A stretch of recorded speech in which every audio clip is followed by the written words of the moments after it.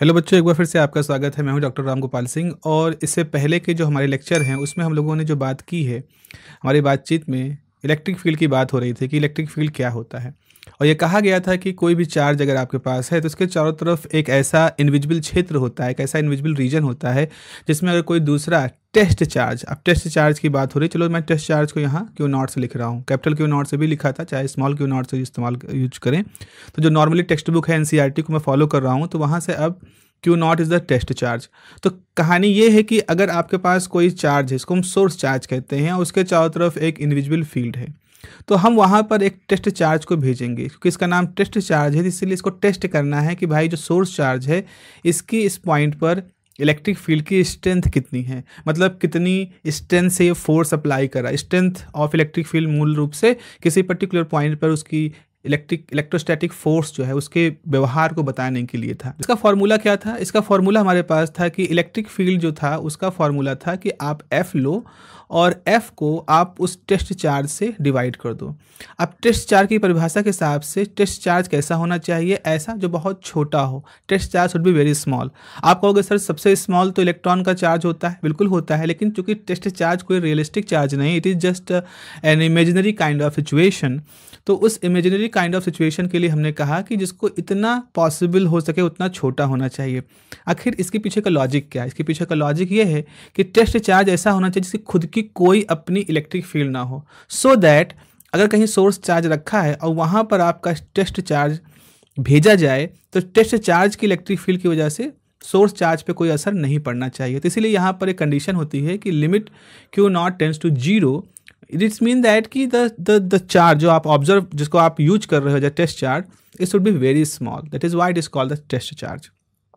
फिर test charge के nature के हिसाब से, क्योंकि टेस्ट चार्ज को हमेशा हम पॉजिटिव मानते हैं, तो अगर आप उसको पहले से मौजूद किसी सोर्स चार्ज के पास कोई टेस्ट चार्ज लेके जाओगे तो ये दोनों एक दूसरे को रिपल करेंगे। इसीलिए आपकी जो पॉजिटिव चार्ज होता है, पॉजिटिव सोर्स चार्ज होता है, उससे इलेक्ट्रिक लाइन हमेशा बाहर निकली हुई मानी जाती है। क्वेश्चन आता है कि पॉजिटिव चार्ज से हम क्यों हमेशा बाहर की तरफ निकलती हुई लाइनें बनाते हैं? उसका कारण यह है क्योंकि टेस्ट चार्ज को हमने पॉजिटिव माना है। वैसे ही अगर आपका पॉजिटिव टेस्ट चार्ज है किसी नेगेटिव सोर्स चार्ज के पास रखा जाएगा तो वो हमेशा अट्रैक्शन का फोर्स वहाँ पे लगेगा, और इस अट्रैक्शन फोर्स की वजह से आपकी जो इलेक्ट्रिक फील्ड की जो लाइंस हैं वो हमेशा नेगेटिव चार्ज की तरफ होंगी। इसीलिए इसको हम यहाँ पर इनवर्ड डायरेक्शन मानते हैं। तो ये आपका जो बिहेवियर होता है इसको डाइवर्जिंग बिहेवियर कहते हैं, मतलब पॉइंट से निकल करके इलेक्ट्रिक लाइन जैसे बाहर जा रही है, और यहाँ पर चूंकि सारी इलेक्ट्रिक लाइन नेगेटिव पे आ रही है तो इसको एक कन्वर्जिंग बिहेवियर कहते हैं। यहाँ पर हर चीज़ कन्वर्ज कर रही है ना, इकट्ठा हो रही है आके, जैसे सिंक की तरह से ये काम कर रहा है इलेक्ट्रिक लाइंस के लिए, और ये जितनी भी लाइनें हैं उसको अपने अंदर समेट रहा है। तो ये एक लॉजिक है, यहाँ पर एक प्रॉपर्टी यहाँ पर आती है। फिर आगे एक चीज़ और हम लोग समझते हैं कि आखिर जो स्ट्रेंथ ऑफ इलेक्ट्रिक फील्ड होती है उसको कैसे रिप्रेजेंट करते हैं? डेंसिटी ऑफ लाइन से। मतलब किसी पर्टिकुलर जगह पर जितनी डेंस लाइनें होंगी हम कहेंगे कि वहाँ पर इलेक्ट्रिक फील्ड की स्ट्रेंथ ज़्यादा है। फॉर एग्जाम्पल यहाँ पर मैं कुछ लाइनें बना रहा हूँ, जैसे एक लाइन मैंने यहाँ पर बनाई है, इस लाइन का मतलब है यहाँ पर आप देखो लाइनें पास पास हैं। अगर मैं इस जगह पर जाता हूँ तो वही लाइनें दूर हो गई हैं। इसका मतलब है ये पॉइंट नंबर 2 और पॉइंट नंबर 1 में, पॉइंट नंबर 1 पे इलेक्ट्रिक फील्ड की स्ट्रेंथ ज़्यादा है और पॉइंट नंबर 2 पे इलेक्ट्रिक फील्ड की स्ट्रेंथ कम है, क्योंकि यहाँ लाइनें दूर दूर हैं और यहाँ लाइनें पास पास हैं। आप देखो येलो लाइनें यहाँ पर पास पास हैं पॉइंट नंबर 1 वाले सर्किल पर, और 2 वाले सर्किल पर ये दूर दूर हैं। तो इसका मतलब है जहाँ लाइनें पास पास होती हैं वहाँ उनकी डेंसिटी ज़्यादा होगी, तो वहाँ पर उनकी स्ट्रेंथ ज़्यादा है, और सही भी है। फार्मूला क्या होता है? फार्मूला आपने पढ़ा है कि E बराबर 1/4 pi epsilon source charge upon R square. तो जब R की वैल्यू स्मॉल होगी, यानी आपका टेस्ट चार्ज जो सोर्स चार्ज के पास होगा, आर का वैल्यू स्मॉल होने मतलब टेस्ट चार्ज के पास, टेस्ट चार्ज सोर्स चार्ज के पास है, तो उस समय ई जो होता है वो 1/r² के हिसाब से आर कम है, क्योंकि पास है, आर कम है तो ई ज़्यादा होगा। तो अब यहाँ पे आपको समझना है कि जहाँ इलेक्ट्रिक लाइनें पास पास होती हैं, जैसे यहाँ पे देखो, अगर मैं इलेक्ट्रिक लाइनों को इस तरह से और एक्स्ट्रा कुछ बना दूँ, तो अगर मैंने यहाँ पे और कुछ एक्स्ट्रा इलेक्ट्रिक लाइनें बना दी तो यहाँ पर देखो इस सर्किल पर डेंसिटी ज़्यादा है, और जब ये दूसरे सर्किल पे जाओगे आउटर सर्किल पर तो यहाँ डेंसिटी कम होगी, लाइनें दूर दूर हो जाएंगी, सीधे भाषा में बात करते हैं। तो इस तरह से इलेक्ट्रिक लाइनों की जो डेंसिटी है वो हमें क्या बताती है कि स्ट्रेंथ, उस पॉइंट पर स्ट्रेंथ कितनी है। कुछ प्रॉपर्टीज होती है इलेक्ट्रिक लाइन की, जैसे direction of electric lines of force is along direction of electric force. मतलब जैसे अगर प्लस चार्ज है और ये एक कोई टेस्ट चार्ज है जो कि प्लस है, तो इस पे फोर्स की डायरेक्शन क्या होगी, इस तरह से, टेस्ट चार्ज से सोर्स चार्ज से टेस्ट चार्ज की तरफ, मतलब दोनों पॉजिटिव हैं। तो एक्चुअल में इलेक्ट्रोस्टैटिक फोर्स भी ऐसे ही काम करेगा, सोर्स चार्ज प्लस है और टेस्ट चार्ज भी अगर प्लस है तो इलेक्ट्रिक फोर्स भी ऐसे इसी दिशा में ही काम करेगा। तो यानी कि direction of electric lines of force is along the direction of electric force. इसीलिए हम जब वेक्टर फॉर्म में लिखेंगे तो vector E is actually vector F upon test charge. तो आप देखोगे ई की दिशा और एफ की दिशा हमेशा सेम होगी, कोई माइनस का साइन या ऐसा कुछ नहीं लगा है। इलेक्ट्रिक लाइंस में बी स्ट्रेट और कर्व, ये समझने की बात है। जब हम सिर्फ एक सोर्स चार्ज को प्लस लेते हैं तो जनरली हम उससे निकलने वाली इलेक्ट्रिक लाइन को बिल्कुल स्ट्रेट दिखाते हैं, लेकिन अगर हमारे पास सोर्स चार्ज एक प्लस है और हमारे पास एक सोर्स चार्ज माइनस है और यही दो हैं, तो हम ऐसा दिखाएंगे कि प्लस से इलेक्ट्रिक लाइंस बाहर निकली और माइनस पे जाके कन्वर्ज हो गई। तो ये वही लाइन है इस तरह से। तो आपके पास इस तरह का पिक्चर आएगा अगर आप कहीं पर एक से ज़्यादा चार्ज, अलग अलग तरह के चार्ज रखोगे, तो आपको ऐसा दिखाई पड़ेगा कि प्लस से लाइनें निकल रही हैं और माइनस में जा रही हैं, और देखो यहाँ पर कर्व्ड भी हो रही हैं। तो इलेक्ट्रिक लाइनें स्ट्रेट भी हो सकती हैं, कर्व भी हो सकती हैं। Any point on line have tangent that represent the direction of force. जैसे मान लो आप इस डायग्राम में देखो, इलेक्ट्रिक लाइनें हैं इस तरह से जा रही है, जो मैं रेड कलर की लाइन बनाई इलेक्ट्रिक लाइन है, इस पे कुछ टेंजेंट आप ड्रॉ कर सकते हैं। जैसे ये पॉइंट है, यहाँ पे आपने एक टेंजेंट ड्रॉ कर दिया, यहाँ पॉइंट है, ये टेंजेंट ड्रॉ कर दिया। तो इलेक्ट्रिक लाइनें तो कर्व हैं, इलेक्ट्रिक लाइन तो कर्व है, हो सकता है प्लस से लेकर के माइनस की तरफ वो कर्व हो गई हो, लेकिन किसी पॉइंट पर अगर आप टेंजेंट खींचोगे तो वो पॉइंट, उस जगह पर चार्ज कितना इलेक्ट्रिक फील्ड या कितना फोर्स किस डायरेक्शन महसूस कर रहा होगा, इसको रिप्रेजेंट करेगा। अगर आपको थोड़ा सा ये विजुलाइज करने में दिक्कत हो तो जरा मैकेनिक्स का एक प्रिंसिपल याद करो। जब आप सर्कुलर मोशन की बात करते हो और जहाँ पर आप सर्कुलर वेलोसिटी और लीनियर वेलोसिटी के बीच में रिलेशन बताते हो, आप ऐसा कहते हो कि अगर एक सर्कुलर पाथ पर कोई ऑब्जेक्ट घूम रहा है तो उस पर आपने कुछ पॉइंट बना दिए, तो आपका जो ऑब्जेक्ट है वो तो जुड़ा हुआ है सेंटर से और घूम रहा है सर्कुलर पाथ पर, लेकिन किसी भी पर्टिकुलर पॉइंट पर अगर आप उसकी इस तरह से लीनियर वेलोसिटी बताओगे तो लीनियर वेलोसिटी का फॉर्मूला इस तरह से ये डायरेक्शन होगी। तो वैसे तो घूम रहा है वो इस तरह सर्किल के फॉर्म में, लेकिन वहाँ पर आपकी जो डायरेक्शंस हैं, टेंजेंशियल डायरेक्शन है, ये उसकी लीनियर वेलोसिटी को शो कर रही हैं। ऐसे ही हमारी इलेक्ट्रिक लाइन कर्व तो हो गई, लेकिन किसी पर्टिकुलर पॉइंट पर अगर टेंजेंट ड्रॉ करेंगे तो ये टेंजेंट उस चार्ज पर लगने वाले फोर्स की उस पर्टिकुलर इंस्टेंट पर, उस पर्टिकुलर पॉइंट पर दिशा को दिखाता है। इसीलिए इलेक्ट्रिक लाइन पर टेंजेंट ड्रॉ करने का बहुत ही ज़्यादा इंपॉर्टेंस है, बड़ा इसका महत्व होता है। ये मत सोचना, जैसे मान लो सोचो कहीं इस तरह से है, कोई ये प्लस से शुरू हुई चार्ज माइनस पे गई, इलेक्ट्रिक लाइन इस तरह से है, ये है इलेक्ट्रिक लाइन। अगर आप पॉइंट पी पर इलेक्ट्रिक फील्ड रखोगे तो इलेक्ट्रिक फील्ड हमेशा ई ही रहेगी, इलेक्ट्रिक फील्ड नहीं इस तरह से बेंड हो जाएगी। ठीक है, इलेक्ट्रिक फील्ड इस तरह से बेंड नहीं होगी, इलेक्ट्रिक फील्ड उस पर्टिकुलर पॉइंट पर स्ट्रेट लाइन होगी जो टेंजेंट के अलॉन्ग होगी। सो अब आप सोचो, अब एक चीज़ और है, by a single charge the electric lines never intersect each other. कहने का मतलब है, आपने मान लीजिए एक प्लस चार्ज बनाया, आपने इलेक्ट्रिक लाइन मान लो ऐसे बनाई, दूसरी इलेक्ट्रिक लाइन आपने ऐसे बना दी। अब देखो एक ही चार्ज की लाइनें एक पॉइंट पे कट कर रही हैं। This is not possible. क्यों नहीं पॉसिबल है? क्यों, समझो। जैसे मान लीजिए आपके पास, suppose for example let me draw this, suppose आपके पास ये एक पॉजिटिव चार्ज है, इससे आपने इलेक्ट्रिक लाइन ऐसे बनाई, ये है, और एक दूसरी इलेक्ट्रिक लाइन इस तरह से बनाई, दोनों एक पर्टिकुलर पॉइंट पे कट कर रहे हैं। ऐसा कि डायग्राम में नीचे बना भी है, फिर से मैं बना दे रहा हूँ। तो अब इस पर्टिकुलर पॉइंट पर हम दो टेंजेंट ड्रॉ कर सकते हैं, एक तो टेंजेंट इस लाइन के लिए होगा, एक टेंजेंट इस लाइन के लिए होगा। और मैंने बताया टेंजेंट क्या होता है, उस पर्टिकुलर पॉइंट पर जो फोर्स है उसकी दिशा को बता रहे हैं। तो अगर आपने टेस्ट चार्ज यहाँ रखा है, जैसा कि डायग्राम में आप देखो, ओहो जस्ट अ मिनट, जैसे कि आप देखो, आपने यहाँ पर देखो इस पर्टिकुलर जगह पर आपने एक टेस्ट चार्ज रखा है, जस्ट ए मिनट, आपने यहाँ पर इस जगह पर एक टेस्ट चार्ज रखा है Q0। तो उसके ऊपर एक फोर्स यहाँ काम कर रहा है, एक फोर्स यहाँ काम कर रहा है। तो एक साथ एक ही पॉइंट पर एक ही चार्ज के द्वारा दो फोर्स नहीं लग सकते हैं। फोर्स की एक ही दिशा होगी, यूनिक दिशा होगी। तो इसीलिए आप यहाँ पर ये देख पा रहे हो कि कभी भी सिंगल चार्ज की वजह से लाइनें एक दूसरे को इंटरसेक्ट नहीं करती हैं, बल्कि वो यूनिकली रहेंगी।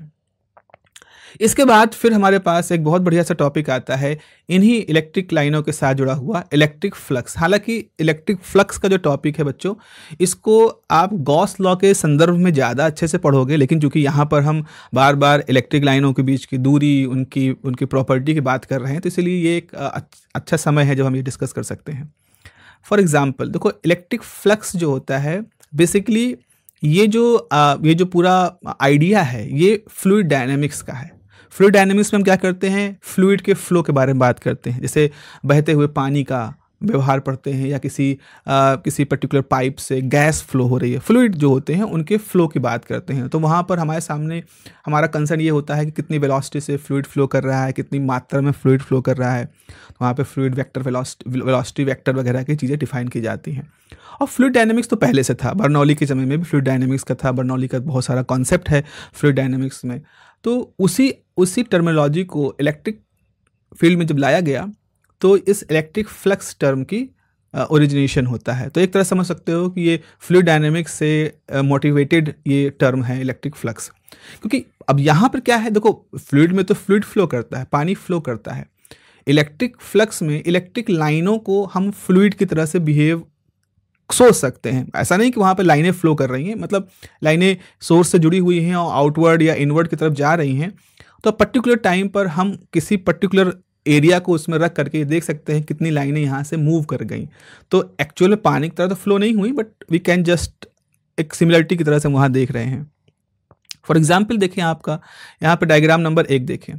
यहाँ पर आपके पास एक से एरिया है, ये आप देखो, ये एक एरिया है जो ब्लू इस कलर का है, और ये वाइट कलर की जो है ये इलेक्ट्रिक लाइनें हैं। आप देखें यहाँ पर 1 2 3 4 5 6 7 8 नंबर ऑफ लाइंस कितनी जो इस एरिया से मूव कर रही हैं, 8 लाइनें हैं। सेम एरिया है, सिचुएशन दूसरी है। अब की बार यहाँ से 5 लाइनें ही मूव कर रही हैं। अब 5 लाइनें क्यों मूव कर रही हैं? क्योंकि ये लाइनों के सोर्स का नेचर है कि वहाँ से 5 लाइनें मूव कर रही हैं, डेंसिटी कम है। और पहले केस में 8 लाइनें मूव कर रही हैं, क्योंकि सोर्स का नेचर ऐसा है कि वहाँ से ज़्यादा डेंस इलेक्ट्रिक लाइनें होंगी। तो बेसिकली ये 2 डायग्राम हमको 2 नंबर बता रहे हैं, एक 8 और एक 5। इन्हीं नंबरों को हम यहाँ पर इलेक्ट्रिक फ्लक्स के केस में इस केस में इलेक्ट्रिक फ्लक्स कहेंगे। तो अगर ये लाइनें, ये जो वाइट और ये ग्रीन लाइनें हैं, अगर इनको इलेक्ट्रिक लाइंस कहेंगे तो ये 8 उनका इलेक्ट्रिक फ्लक्स होगा, 5 उसका इलेक्ट्रिक फ्लक्स होगा। हम कहेंगे फर्स्ट सिचुएशन में फ्लक्स 8 है, सेकेंड सिचुएशन में फ्लक्स 5 है। तो basically flux is the number of lines passing through unit cross sectional area. अब वो एरिया आप जनरली यूनिट वैल्यू को ले लो, 1 centimetre square, 1 metre square, anything like that, but unit value का होना चाहिए। थोड़ा सा और अगर इसके बारे में अगर हम कहें तो आगे देखो, यहाँ पे लिखा है कि जस्ट अ मिनट, आप इसके बारे में और भी अगर बात करना चाहें तो यहाँ पे लिखा है to explain more detail analysis between the electric flux and its source, electric flux is use.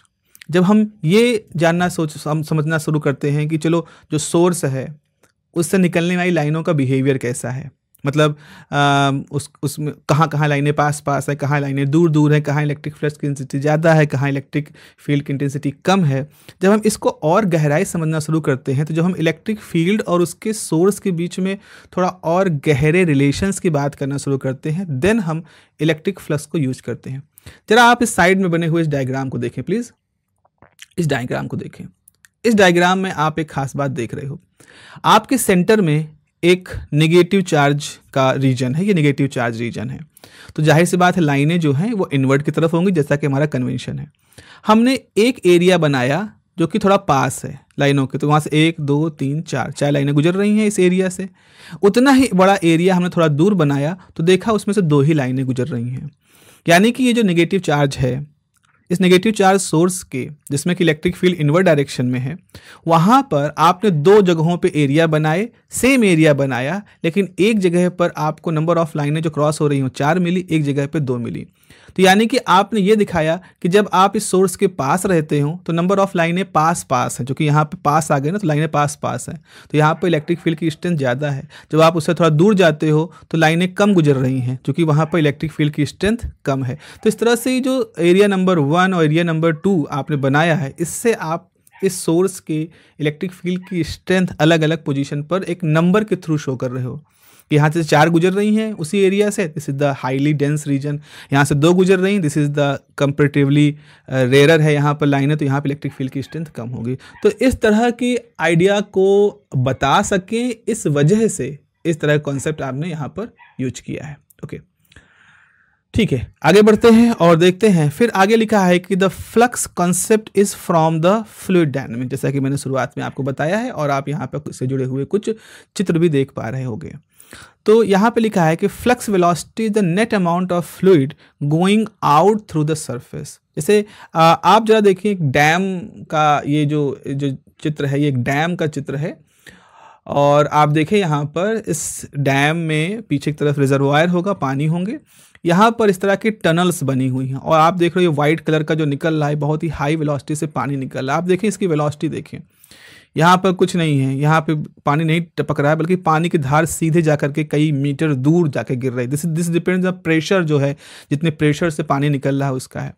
तो अगर हम इसको अभी जो टनल्स हैं इनका जो मुंह है, इसका जो एरिया है उसको क्रॉस सेक्शन एरिया माने और हम यहाँ पे किसी वेलोसिटी के बारे में बात करें तो आपको दिखाई पड़ रहा है कि यहाँ वेलोसिटी बहुत हाई वैल्यू से बाहर जा रही है। तो this is the fluid dynamics case. तो यहीं से इसी डायग्राम से मैं समझाना चाह रहा हूँ कि यही डायग्राम थी, इसी तरह की सिचुएशंस थी जहाँ से फ्लूइड डायनामिक्स में फ्लक्स का कॉन्सेप्ट इंपॉर्टेंट हो जाता है। तो देखो यहाँ पर लिखा है कि the flux velocity is the net amount of fluid going out through the surface, ये उसकी बात होती है। So flux is the average outward normal component of the vector times area of the surface. This is the standard definition of the flux. Flux क्या होता है? Flux is the average outward normal component. Mathematically इसको समझने की कोशिश करें, average outward normal component of the vector times area of the surface. तो हमको नॉर्मल कंपोनेंट ऑफ वेक्टर लेना है।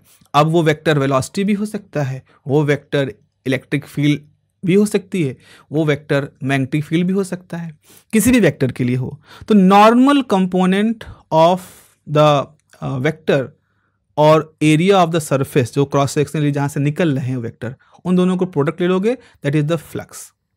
अब जरा समझने का प्रयास करें। जैसे यहाँ पे देखें ये टनल है, ये वही सिचुएशन है जो मैंने यहाँ बताई है। टनल है, पानी निकला और पानी ग्रेविटी की वजह से उसकी जो वेलोसिटी है वो ऐसे बेंड हो जाएगी, पृथ्वी की तरफ बेंड हो गई। तो अब आप क्या करोगे, आपको बेंड होते हुए तो इस क्रॉस सेक्शनल एरिया से एक परपेंडिकुलर ड्रॉ करो, this is the perpendicular n cap, और आपका वेलोसिटी जो है ऐसे है। तो आपका परपेंडिकुलर ये है और वेलोसिटी आपकी डाउन है, बीच में एंगल है थीटा। तो आपको इसका वो कंपोनेंट लेना है जो इस नॉर्मल की तरफ है। तो यानी कि अगर आपके पास इस तरह से नॉर्मल है और आपका वेक्टर इस तरह से है या आपका वेक्टर ई है और बीच में एंगल थीटा है, तो आप क्या लोगे, आप इसका ई कॉस थीटा वाला टर्म लोगे। आप इसका नॉर्मल कंपोनेंट है जो यहाँ पर आपको कंसीडर करना पड़ेगा। नॉर्मल अलोंग द नॉर्मल वाला जो कंपोनेंट है वो आपको यहाँ पर कंसीडर करना पड़ेगा। तो इस वजह से आप देखोगे कि यहाँ पर एक तरह से हम लोग कॉस प्रोडक्ट, क्योंकि हमें मालूम है कि ए और बी का जो क्रॉस प्रोडक्ट होता है वो ए बी कॉस थीटा होता है। तो यहाँ से आपके पास एक जर्नल सा फॉर्मूला बच्चों आ गया, जस्ट अ मिनट, यहाँ से आपके पास एक जनरल सा फॉर्मूला आ गया कि अगर आपको कहीं फ्लक्स निकालना है तो आप क्या करोगे, आप लोगे एवरेज नॉर्मल कंपोनेंट। ठीक है, आपको जब भी फ्लक्स निकालना होगा then you need to consider the average normal component multiplied by the surface area. और सरफेस एरिया से नॉर्मल कंपोनेंट को आप मल्टीप्लाई कर दोगे। ये थोड़ा हो सकता है आपके लिए कंफ्यूजिंग हो क्योंकि फ्लूइड डायनामिक्स की परिभाषा है। अभी हम जब एरिया वेक्टर इलेक्ट्रिक फ्लक्स में कंसीडर करेंगे तो हम देखेंगे कि हम इसको और अच्छे तरीके से विजुलाइज कर पा रहे होंगे। तो फिलहाल आपके पास जो फ्लक्स की बात आएगी वो हमेशा एक नॉर्मल कंपोनेंट और सरफेस एरिया जो कि है उसके प्रोडक्ट के बराबर से आएगा। अब इसी चीज़ को चलिए यहाँ पे देखते हैं, इसी बात को हम यहाँ पे देखते हैं। तो यहाँ पे लिखा है कि in case of electric field this concept में ऑल्सो अप्लाई, डेफिनेटली अप्लाई होता ही है, because electric field is flow, मतलब ऐसा तो नहीं है because no electric lines are flowing but electric flux is a number which is significant for the electrostatic. तो ठीक है, वहाँ पर कुछ बह नहीं रहा है पानी की तरह से, फ्लूइड की तरह से, लेकिन फिर भी ये जो इलेक्ट्रिक फ्लक्स का नंबर है ये हमारे लिए इंपॉर्टेंट हो जाता है। अब देखिए यहाँ पर जस्ट फॉर एग्जांपल कुछ चीज़ें मैं गड़बड़ कर दे रहा हूँ। अब इलेक्ट्रिक फ्लक्स की अगर हम फॉर्मूले की तरफ देखें तो फॉर्मूला हमारा कैसे बताता है, तो फॉर्मूला हमारा कुछ इस तरह से है कि आपके पास जो इलेक्ट्रिक फ्लक्स है इसको फाई और सबस्क्रिप्ट ई से रिप्रेजेंट करते हैं। तो ये आपका ई है, ये आपका ई है, और ए के साथ A is the vector quantity यहाँ पे मान रहे हैं। यहाँ पे आप देखो दिस इज द एरिया, और गॉस का यहाँ पे शुक्रिया आपको करना चाहिए। गॉस ने कहा था कि area is a vector quantity. तो एरिया को जब आप एज अ वेक्टर क्वांटिटी मानते हो तो आप इस तरह के फॉर्मूले को और अच्छे तरीके से इस पूरे इलेक्ट्रिक फ्लक्स और इस पूरे कॉन्सेप्ट को और बेहतर तरीके से एक्सप्लेन कर पाते हो।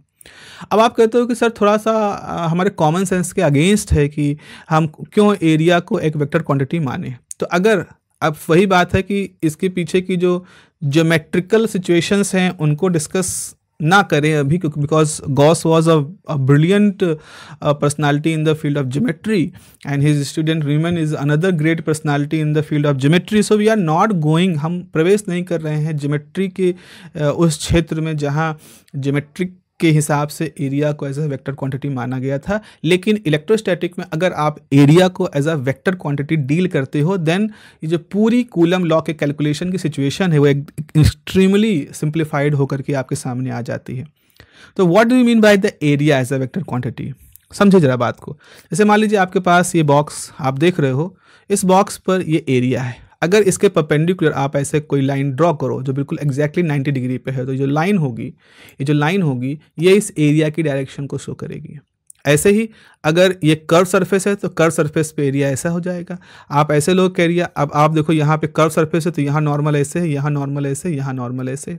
तो अगर प्लेन सरफेस है तो सभी जगहों पर नॉर्मल एक ही दिशा में होगा। लेकिन अगर कर्व सरफेस है तो जहाँ कर्व है वहाँ उसके नॉर्मल, जहाँ फ्लैट है वहाँ उसके नॉर्मल, फिर जहाँ कर्व है वहाँ उसके नॉर्मल। तो कंडीशन ये है कि एरिया का वेक्टर जो होगा वो हमेशा उसके सरफेस के परपेंडिकुलर होगा।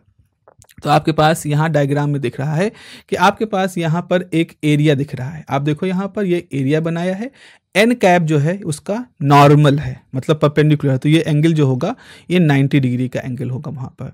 तो आपका मैग्नीट्यूड कितना है एरिया का? तो एरिया का जो मैग्नीट्यूड है वो कुछ भी हो सकता है, 1 metre square, 2 metre square, anything. और नॉर्मल जो है वो उसकी डायरेक्शन को शो कर रहा है। सो अब देखो, मान लो अब आप एक और डायग्राम देखो फ्लक्स को समझने के लिए। अब आप फ्लक्स को समझने के लिए देखें, मान लीजिए आपका पॉजिटिव चार्ज तो है, तो पॉजिटिव चार्ज से क्या होगा, जो इलेक्ट्रिक लाइनें हैं वो हमेशा बाहर की तरफ निकल रही होंगी। आपने इस तरह से एक सरफेस लिया और उस सरफेस पर आपने एक छोटा सा एरिया एलिमेंट ड्रॉ कर दिया, इसको कहा गया ds। ds is the area element, छोटा सा टुकड़ा एरिया का। और उसके परपेंडिकुलर ये जो रेड कलर का आपने बनाया है एन कैप, ये उसका नॉर्मल है। अब देखो यहाँ से इलेक्ट्रिक लाइनें जो हैं, इलेक्ट्रिक लाइनें बाहर निकल रही हैं। तो इलेक्ट्रिक लाइन जब बाहर निकल रही है तो आपका इलेक्ट्रिक फील्ड ये है और जो नॉर्मल है ये दोनों के बीच में एंगल कितना है, 0 degree, because they both are parallel to each other इस पर्टिकुलर सिचुएशन में। ऐसे ही अगर आप यहाँ पर एक एरिया लोगे तो उस एरिया का नॉर्मल इस इलेक्ट्रिक फील्ड के परपेंडिकुलर है। आप यहाँ पे कोई एरिया लोगे, उस एरिया का नॉर्मल वहाँ से निकलने वाले इलेक्ट्रिक फील्ड के परपेंडिकुलर है। तो जब आपका सरफेस इस तरह से बिल्कुल एक तरह से परपेंडिकुलर आ गया है आपके चार्ज के, तो सभी जगहों पर जो नॉर्मल है वो और एरिया और जो इलेक्ट्रिक फील्ड है वो एक दूसरे के पैरेलल हो जाएंगे, एक दूसरे के पैरेलल है। तो इस तरह से हम कह सकते हैं कि from area element ds the flux, area element से कितना फ्लक्स गुजर रहा है। तो आपने जो फ्लक्स की मात्रा ली है सिर्फ ds से लेना है, इसलिए आपने d phi e लिखा है। जैसे मान लो इस पूरे एरिया से 50 लाइनें निकलती, लेकिन जो हमने छोटा सा एरिया एलिमेंट माना उसमें से सिर्फ 10 निकल रही हैं। तो हमारे लिए जो फ्लक्स है, क्वांटिटी ऑफ फ्लक्स है, अमाउंट ऑफ फ्लक्स है जो केवल उस एरिया एलिमेंट से निकल रही है, उसका फॉर्मूला क्या होगा, E डॉट ds। मतलब उस ds का नॉर्मल ले लो और एरिया जो आप और जो इलेक्ट्रिक फील्ड है वो ले लोगे। तो अब देखो यहाँ पर ये जो ds है ये वेक्टर है, तो वेक्टर में क्या होता है, ds मैग्नीट्यूड और n कैप जो होगा उसका यूनिट वेक्टर हो गया। तो E बराबर n कैप ds हो जाएगा। अब फॉर्मूला लगा लेते हैं यहाँ पर। तो अगर आपके पास फॉर्मूला है, अगर vector a dot vector b है तो इसका लिखा जाएगा mod of vector a mod of vector b और उनके बीच के एंगल का थीटा। तो ये आपने लिखा mod of vector e mod of n cos theta, और ds तो यहाँ पर रहा ही क्योंकि आपने इसको खाली a और b माना है। तो आपको मालूम है कि unit vector n cap is the unit vector, तो यूनिट वेक्टर का मैग्नीट्यूड कितना होता है, 1 होता है। ई का मैग्नीट्यूड ई हो गया, तो आपके पास जो फ्लक्स आया that is E D S cos theta. ठीक है, आपके पास E D S cos theta की वैल्यू आ गई। तो ये तो सिर्फ हो गया डी एस के साथ में। अगर आपको पूरे सरफेस एरिया से निकालना, तो देखो मान लो ये आपका पूरा सरफेस एरिया था, पूरा सरफेस था, आपने उसमें से एक छोटा सा एरिया एलिमेंट लिया था डी एस। अगर हम इसी तरह से इस पूरे सरफेस को इस सारे एरिया एलिमेंट से भर दें, हम इस तरह से सारे एरिया एलिमेंटों से भर दें, तो हमारा पूरा सरफेस कंप्लीट हो जाएगा। और इस भरने को हम क्या कहेंगे, इंटीग्रेट करना। तो अगर आपके पास ds है और आप उस पूरे ds को इंटीग्रेट कर दोगे, then you get the complete s, पूरी सरफेस एरिया बन जाएगी। तो आपके पास जब टोटल फ्लक्स निकालने की बारी आएगी, तो टोटल फ्लक्स निकालने के लिए आपको क्या करना पड़ेगा, आपको जो इक्वेशन है डी फाई ई, इस डी फाई ई को पूरे सरफेस पर इंटीग्रेट कर देना पड़ेगा।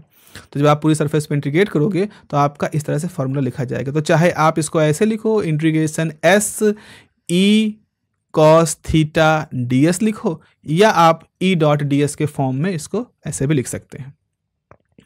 अब यहाँ पर एक चीज़ और आपको समझनी है कि अगर हम यहाँ कहें भाई कॉस थीटा क्या होता है, कॉस थीटा क्या है, तो कॉस थीटा हमेशा जो आपका नॉर्मल होगा, एरिया का जो नॉर्मल होगा और आपकी जो इलेक्ट्रिक फील्ड है उसके बीच का एंगल होगा। कभी भी मैं सोचिएगा इलेक्ट्रिक फील्ड और एरिया के सरफेस के बीच का एंगल है। हालांकि सरफेस को कंसीडर करते हैं, कई बार फ्लूइड डायनेमिक्स में सरफेस एरिया की बात होती है, वहाँ चूँकि फ्लूइड डायनेमिक्स में हम नहीं कंसीडर कर रहे होते हैं उसका क्या कह सकते हो, उसकी नॉर्मल वाली वैल्यू को पुराने लिटरेचर में। तो फिलहाल यहाँ पर आपको समझना है कि जो n है, n और e इस तरह से कंसीडर होंगे। n is the vector of unit vector of the area and e is the electric field direction. तो आपको एरिया के सरफेस से एंगल नहीं लेना है, बल्कि उसके नॉर्मल के रिस्पेक्ट में एंगल लेना है, ये आपको समझना है। यानी कि अगर आपके पास इस तरह से ये एरिया है और ये उसका नॉर्मल है, तो अगर ये नॉर्मल है तो आपको जो इलेक्ट्रिक फील्ड लेना है, जस्ट फॉर एग्जांपल, तो अगर इलेक्ट्रिक लाइन ऐसे निकल रही है तो आपकी इलेक्ट्रिक लाइन इसके मतलब मान लो उंगली इलेक्ट्रिक लाइन है, तो इलेक्ट्रिक लाइन अगर बाहर निकल रही है तो आपको इलेक्ट्रिक लाइन और इस नॉर्मल के बीच का एंगल लेना है, ना कि इलेक्ट्रिक लाइन और इस सरफेस के बीच में। तो अगर ये इलेक्ट्रिक लाइन ऐसे है तो आपको ये वाला एंगल यहाँ पर कंसीडर नहीं करना है, ये मैं कहना चाह रहा हूँ। Angle is always major between the electric field and the normal of the area. ठीक है, ये बात यहाँ पर मेरे ख्याल से कंप्लीट हो गई है। आगे बढ़ते हैं और अब हम पढ़ते हैं जिसके लिए फ्लक्स की बात हमने पढ़ी है, it is the Gauss law.